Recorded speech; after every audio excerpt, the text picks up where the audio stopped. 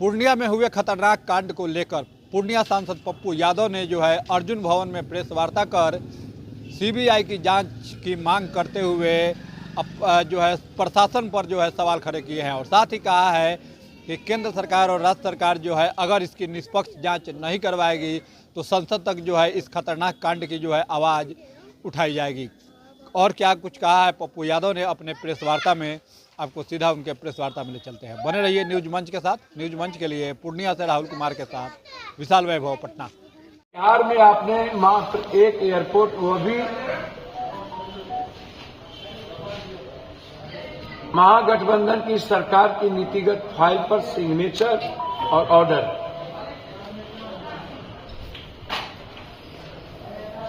आपने 11,000 करोड़ रुपया 1 लाख आरा में डिक्लेयर किया कि मैं दूंगा बिहार को 1 लाख कुछ करोड़, 1,50,000 आपने नहीं दिया। आप और प्रधानमंत्री जी जब नीतीश कुमार जी बाढ़ में हवाई सर्वे करने कटिहार और किशनगंज आए थे तो 5,000 करोड़ की घोषणा की थी, वो पैसा नहीं दिया।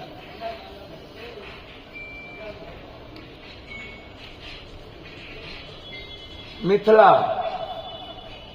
कोसी, सीमांचल में जो लोग कल यहां आए थे, सिंचाई मंत्री भी रह चुके, इन्होंने वादा किया था हर नदियों की मिट्टी, बालू, कंक्रीट को निकालने का और सभी गाइडलाइन के बाद बांध को पक्कीकरण करने का।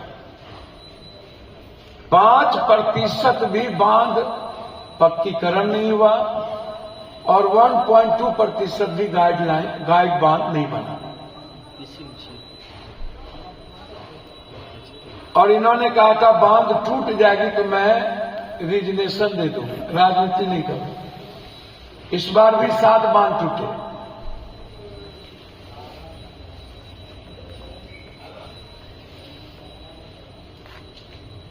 ऊंट के मुंह में जीरा का फोरन,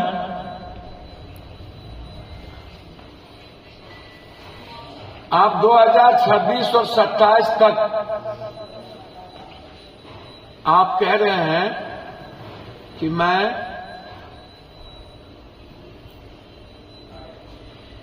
हाईडेम भीमनगर बैरेज का नवीनीकरण के लिए डीपीआर तैयार करेंगे। मैं आपसे पहली बात जानना चाहता हूं, जब प्रिंसिपल तक नेपाल सरकार से आपकी कोई सिग्नेचर हुई नहीं, वार्ता आपने अभी तक की नहीं, नेपाल सरकार ने प्रिंसिपलता आपको इसकी सहमति दी नहीं, तो हाईडेम किस आधार पर आप डीपीआर तैयार करें? आप सरकार में हैं, तीनों सरकार में हैं।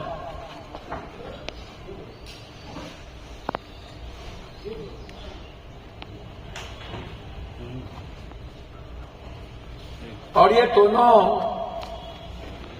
किसी घर के एल्सेशियन कुत्ता से भी ज्यादा कम है। मैं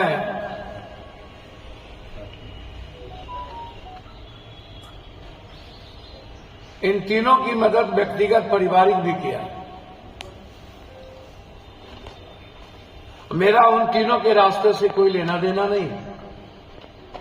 मेरा आग्रह 2 ही है, छोटी सी आग्रह। आप में हिम्मत बहुत है, ताकत भी है, आपने बहुत लूट के कमा भी लिया है। आप लोगों के पास कई बीघा जगह जमीन थी, वो भी लोगों को पता है। और आप किस गाड़ी पर चलते थे आज से 90 के दशक में, आपका खानदान, वो भी सबको पता है। और आप बैसाखी के सारे कब कब चले हैं वो भी पता है। और हमने तीनों को मदद की। एक प्रवक्ता जी को जो पटना बैठते हैं, जिनको राजद के प्रवक्ता इतना गाली देता है, वो इसलिए जवाब नहीं देते कि वो उसी का जात है। अब मैं कोई जात तो हूं नहीं, तो अपने जात को तो वो दे नहीं सकते जवाब। कोई कर्म बाकी राजद का प्रवक्ता वो नहीं रखता, उसको एक जवाब नहीं दे। हम तीनों से आग्रह करेंगे, आप तीनों मिलकर सीबीआई इंक्वायरी कराएं सारे प्रकरण को। झारखंड सरकार ने कल जो फेसबुक पर आया है उसकी जांच अपनी एसआईटी से शुरू कर दिया।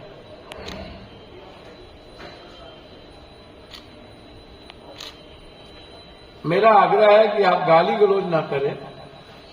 मैं नहीं चाहता हूं कि समाज का माहौल खराब हो। मैं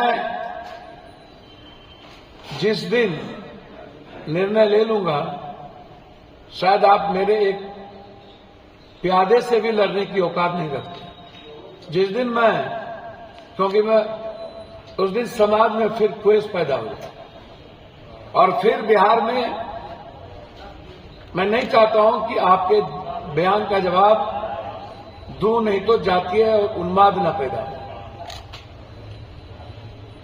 इसलिए मैं किसी भी परिस्थिति में,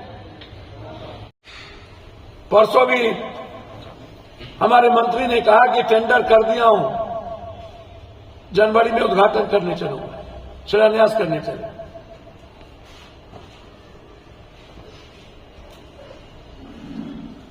संजय झा जी का हम सम्मान करते हैं। आप अपने मंत्रिमंडल का एक बांध बताइए जिसका आपने पक्कीकरण किया। दूसरा, आप हमको बताइए, विशेष राज्य के लिए आप जब दिल्ली के कार्यकारी अध्यक्ष थे तो रैली निकाले थे, अध्यक्ष बने थे, क्या हुआ?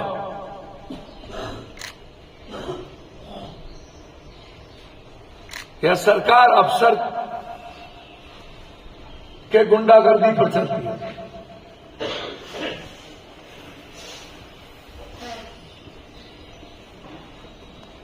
और माफियाओं के ताकत पे चलती है। ये नीतीश राज नहीं है, ये अफसर राज है। ये नीतीश राज नहीं है, अफसर राज, मुखेर कानून।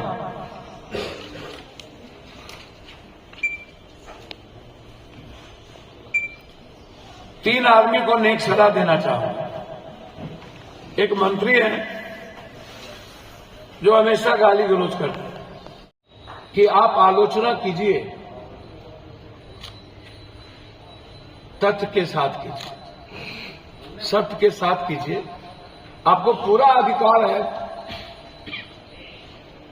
अपनी बात कहने का, लेकिन गाली गलौज करना ये कहीं से भी उचित नहीं है, और शब्दों का चयन होना चाहिए। मैं फिर कहूंगा, 29 धमकियां मिली, और पत्रकार जी लोगों से भी आग्रह करेंगे, बिना पूरे तथ्य को समझे एक व्यक्ति की मुलाकात पटना के यूको पार्क में किसी से होती तो उसके पीछे कोई टेलीफोन तो होगा, दोनों के टेलीफोन का आदान प्रदान तो होगा, उनको बुलाए तो होंगे, या मिलने के बाद टेलीफोन से बातचीत तो किन्हीं की हुई होगी। आपको वह अपराधी कहता है कि मेरा टेलीफोन नंबर हमको याद नहीं। उनको टेलीफोन नंबर याद नहीं है, लेकिन इको पार्क में कोई मिले थे। कौन मिले, कैसे मिला, उस दिन का टेलीफोन नंबर उन दोनों का चेक होना चाहिए कि इको पार्क के नजदीक वो दोनों हैं या नहीं। दूसरी चीज, उस दोनों का टेलीफोन नंबर का कॉल डिटेल बताना चाहिए कि वो कॉल डिटेल में कभी वार्ता हुई या नहीं। तीसरी चीज, यदि थे वो दोनों आदमी तो सीसीटीवी फुटेज से निकालना चाहिए कि वो दोनों गेट पर एंट्री के वक्त, क्योंकि वहां टिकट कटती और गेट पर एंट्री के नजदीक एक सीसीटीवी फुटेज, तो उस देर का सीसीटीवी फुटेज उनको खंगालना चाहिए। 3, चौथा चीज,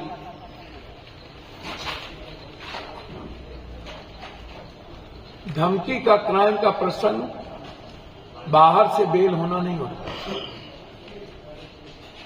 आपने गलत तरीके से धमकी सीरियस मामला हो। मैंने उस दिन भी कहा कि हेमंत शाही को जब गोली लगी थी तो पुलिस ने कहा मजाक कर, और 2 घंटे के अंदर उनकी मृत्यु हो गई। तो सरकार ने हमारी जिंदगी के साथ भी हल्के किया, कमजोर किया और मजाक किया है। मेरे सम्मान के साथ मैं स्पीकर को चिट्ठी लिखा हूं और होम मिनिस्टर को, और प्रिविलेज भी लाने जा रहा हूं शुभ मंगल को, और 3 आदमी को मैं मानहानि का नोटिस देने जा रहा हूं 10-10 करोड़ का,